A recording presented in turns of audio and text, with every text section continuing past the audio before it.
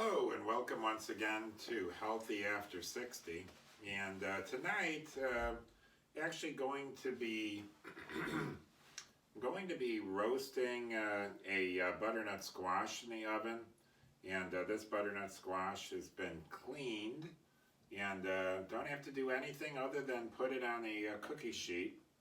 And I'll be cooking this butternut squash at 400 degrees for a little less than 2 hours.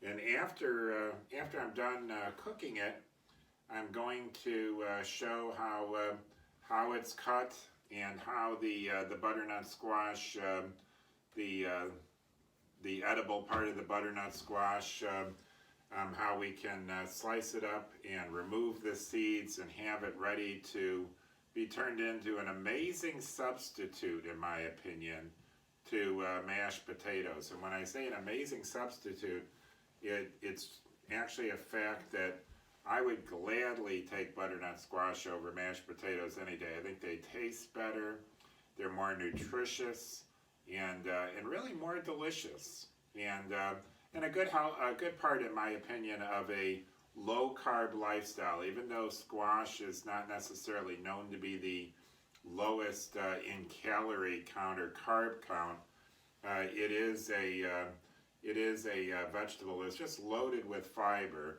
and also loaded with a lot of nutrition and vitamins and just really, really good for you. Oh, on another note, speaking of butternut squash, kind of a funny kind of a note, but I have never been the most photogenic person. In fact, my nephew, Tom, actually has remarked over the years, he said, yeah, Bob, we might be playing tennis and doing things, and he said, I'll take a picture of you, and I'm always surprised that you look a little older in your pictures. And we talked about that, and the reason for that has always been that I just really come across kind of pale when it comes to photographs. I always have. And so butternut squash has like the added benefit of just it's loaded with carotene.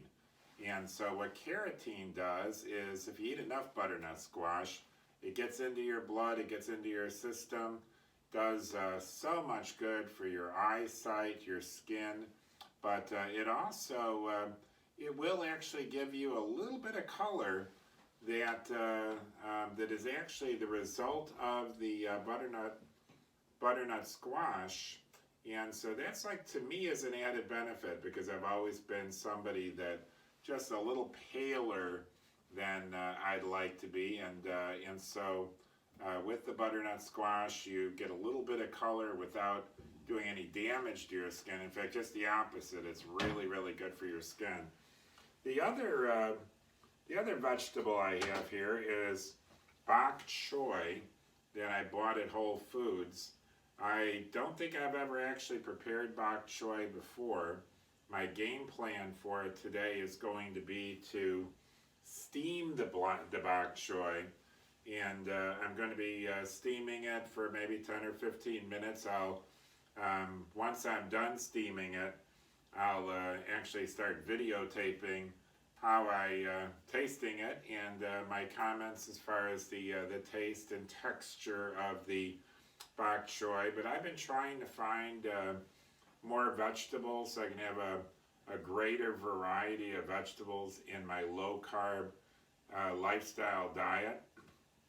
Bok choy was one of those vegetables that I've been reading about that is also very, very nutritious and just filled with an incredible amount of vitamins and nutrients and really, really good for you. And so here I've actually quartered a bok choy. You see that on the cutting board. And in my hand is what it looks like before it's cut. And so I'll be quartering this bok choy as well. And so tonight I'm not planning on eating all this bok choy and butternut squash, but I do plan on cooking it, and I'll be tasting it, and you'll be right there with me. So I look forward to doing that. And so when I return, we will taste the bok choy, and then later we'll be tasting and looking at the butternut squash. So welcome back, and I'm back because I've successfully steamed this bok choy, and really turned out really nice in the steamer. And so I'm just going to be tasting it. Nothing on it, just the bok choy steamed. Gonna see how I like the just the plain old bok choy. Pardon me.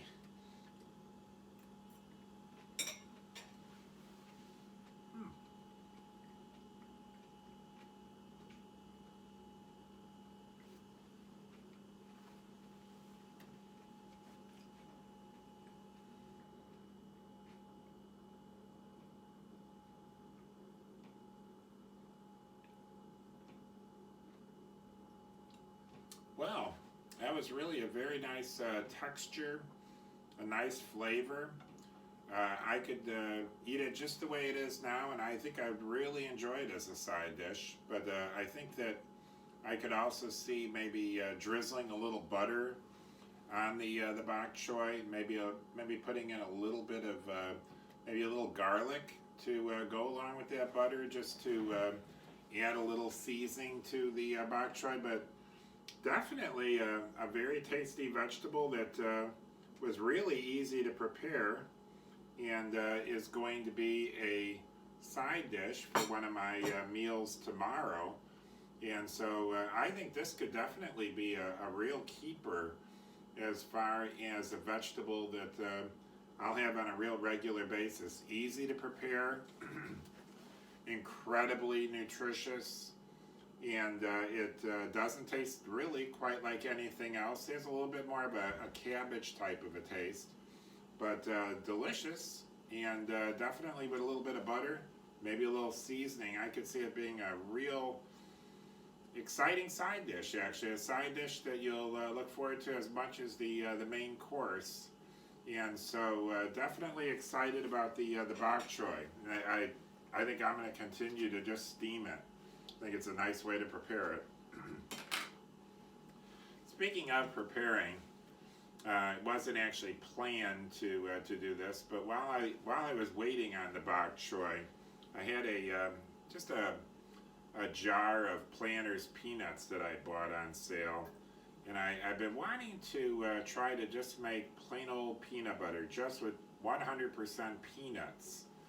And so using the Vitamix mixer, I just poured those peanuts, that jar, or that, well, really more of a plastic container of peanuts. I poured that into the Vitamix mixer, and it took about 2 minutes for it to kind of conform into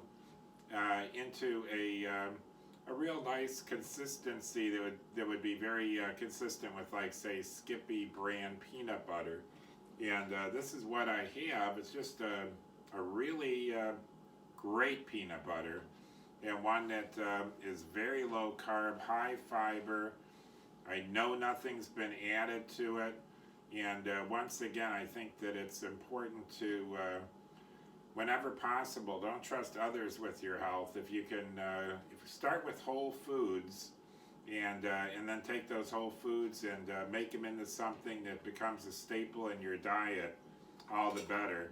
One of the things that I was excited about with this peanut butter, one of the things that I was excited about as far as making this peanut butter is I purchased just a package of strawberries that were on sale at the local Jewel for $1.88. I'm going to clean these up. I'm going to use my Vitamixer. Just going to blend them into a consistency of like preserves. And I think I'm going to incorporate a little peanut butter and jelly into, I think I'll put it on a shuffle and make a delicious peanut butter and jelly shuffle. So I'm excited about the potential for the jelly. Peanut butter, I can tell you, is unbelievably tasty and good. And now I'm waiting on that butternut squash to brown. It takes a long time. It takes about a little less than 2 hours on 400 degrees. You don't have to do anything but let time work. And so I will be returning with that butternut squash, but until then, thank you very much for following along. Really appreciate it. So welcome back, and I'm gonna try to get a little more centered here. But this is the fully cooked butternut squash.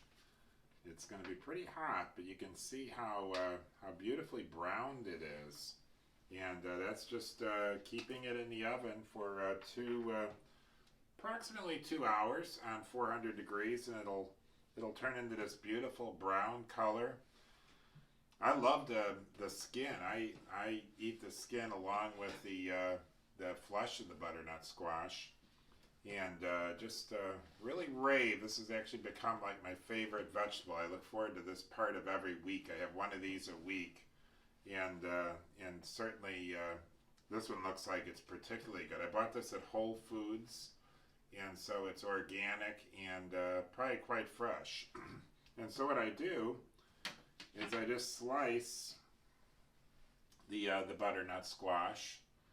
And just sort of put that in this container. So just cut it into pieces, stick it in this container. A little hot still, to say the least. But we're just at the point where we're starting to get at the seeds of the squash. So I'm just gonna take that little bit out. As you can see how easy that is and how beautiful the squash looks. And then I just tip over the bell part of the squash, and you can just take I take this big spoon, and I just scoop out the seeds. And it's pretty hot. You could probably wouldn't hurt to let it cool off a little more than I did, but the fact is that these seeds come out pretty easily. Now I'm going to just slice this in half, and just finish taking these seeds out of here. Not too worried about losing a little bit of the butternut squash flesh, because I've just got a lot of it here. And so as you can see how easy that is, I'm going to stick that in the container here. I'm going to actually wind up putting it in 2 containers, but that is so good. And so what I'm going to do is I'll split these up, and tomorrow I'll take about half of these, maybe about a third of them actually, and I'll use my masher. I'll just mash them into like the consistency of mashed potatoes, so I'll be doing that tomorrow. And what I like to put in there is just a half a stick of butter. And I put it in the microwave for about 2 minutes and stir it up, maybe with a fork. Take a fork and just kind of stir it up a little bit. And it is so much better than any mashed potatoes. So much better for you than mashed potatoes. Not loaded with carbs like mashed potatoes, but a really, really, really good accompaniment to a nice piece of fish, or beef or pork, and so I'll be having one of those with this butternut squash, and I'm really looking forward to it already. And I look forward to certainly to doing more of these videos. And if you like the content of these videos, this is Healthy After 60. Please subscribe. I could really use the support. And look forward to continuing to make videos that I hope you'll find have some value and help you to stay healthy after 60 or before 60, but healthy certainly after 60, and also not only healthy but happy. I do think that a good balanced diet and a diet with some good variety, and that you enjoy the taste of the food and the food is fresh, really helps to keep you healthy and happy and vibrant going forward. And so thanks again for joining me.